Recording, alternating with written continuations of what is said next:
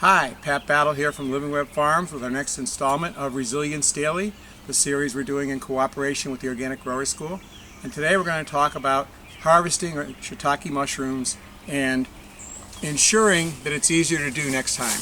We're looking at a stack of logs here that were inoculated last year, and we have not gotten to unstacking them. You stack them like this in a kind of log cabin fashion so that the humidity is high and they colonize more quickly.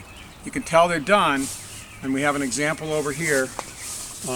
When you look at the end of the log, and there's a bunch of white spots in a circle around it.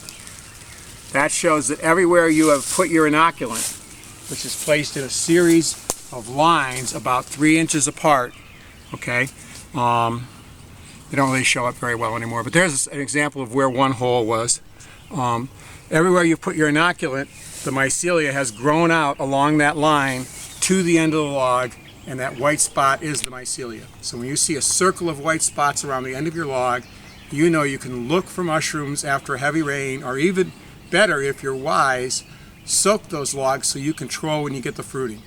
The problem with letting the logs fruit according to the rain cycles is that you can have all of these logs fruiting at once, and that's far more mushrooms than anybody can eat. And usually, if you're doing this for a living, everybody else is going to have mushrooms at the same time if they're going on just the rain cycle. So if you soak them, you can soak them in cold water. They need that thermal shock. About 7 days before you want to eat them, they'll be ready in about 7 days. You want to soak them for 18 to 24 hours at the most, and then set them out. And how they should be set up is not stacked like this, but rather placed like this against a tree so that you can easily harvest from them. If there were mushrooms on this log, of course, you could just tip this over and get them on the back side. Here, and right towards the end, we'll show you how they can be buried on another stack. It'd be pretty hard to get any that were down inside, and we've had to do that sometimes because of being slow to get to stacking them. All right, so we're just going to harvest them. You can take a look. These, by the way, are considered top quality in Japan. The cracking in the skin is the danko mushroom, and it's the highest quality. I think it's because they're denser, because they mature in drier weather, but I'm not certain about that. That's either a long ago memory of something I read or something I made up. So take it for what it's worth. Anyway, you want to put them in the bag with the gill side facing down. That way any dirt that's on the mushroom, right, is going to hit the cap and easily fall off. And try not to wash mushrooms if you can. If you have no reason to believe there's a reason to remove some contaminant, washing them just makes them very wet and they're much gushier to eat. But something to know, if you do have to wash them or if you have to collect them after heavy rain, is you could literally take them and squeeze them out like a sponge and squeeze all of the water out of them.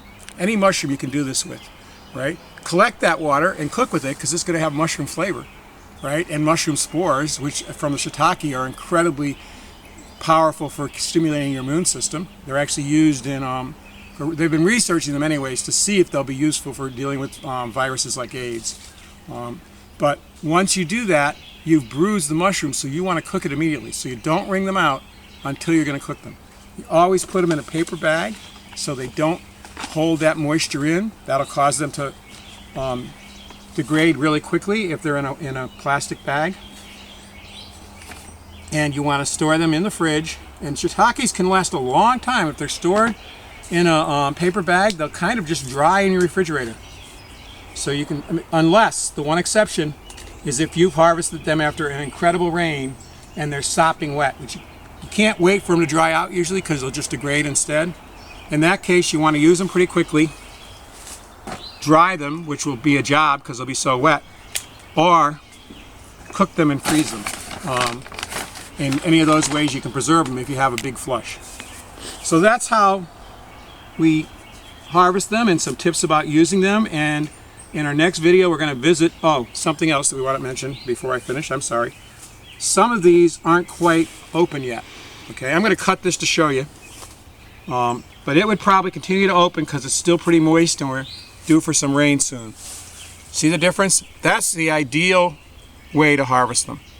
Sometimes you get late and this is totally flat and curled out. This here is not open yet, and that's the most medicinal stage. So if you are harvesting your mushrooms because you're trying to help somebody to heal, or you're trying to help somebody with immune problems, you want to harvest them at this stage before they've opened. Okay? That's it for this one, and the next installment will be how to stack them, soak them, and flush them. All right, happy mushroom eating.